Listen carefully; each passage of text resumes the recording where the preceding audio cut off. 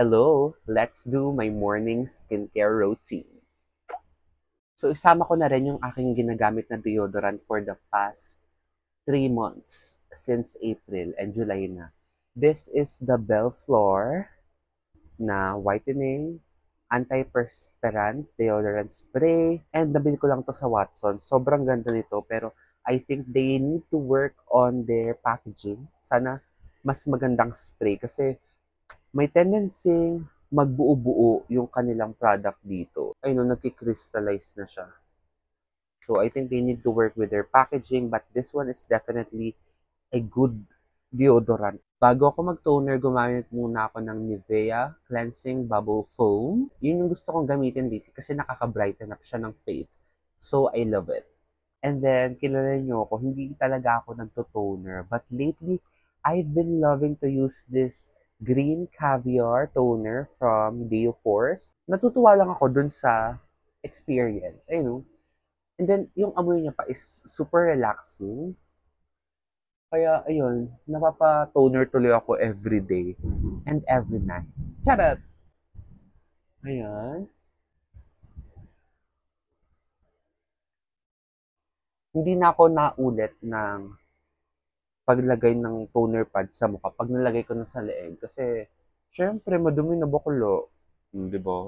After that, I go straight to my sunscreen. Lately, ito talaga yung binabalik-balikan kong sunscreen kasi inuubos ko na rin siya para at least perfect na siya, di ba?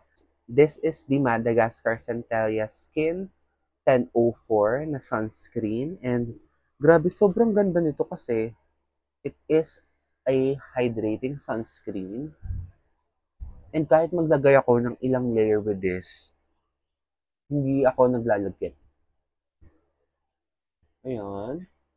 Even sa neck, kasi di ba talaga, hindi talaga ako naglalagay ng sunscreen sa neck kasi nga may lagkit factor. Ito, wala talagang lagkit factor kasi it's a water-based sunscreen. So, gustong gusto ko siya. Ay, paubos na siya. Wala nang malabas. Hello. Hindi pa pwede. Wala pa akong pambili. Charot. Ayan. Of course, sa batok. Tapos na ako sa aking skincare. Yun lang yung skincare ko. Super minimal. Like, 3 products lang a day. We have cleanser, toner, and sunscreen. Before naman, hindi ako ganun masyado ka-caring sa lips ko. Pero ngayon, mas gusto ko siyang dagdagan ng added sun protection. So, I use this Viscosmetics Sunwear Fresh Dew Lip Balm para lang moisturize ang aking lips. And ang ganda nito in fairness, yung kanyang color is I love kasi hindi siya pigmented. I know,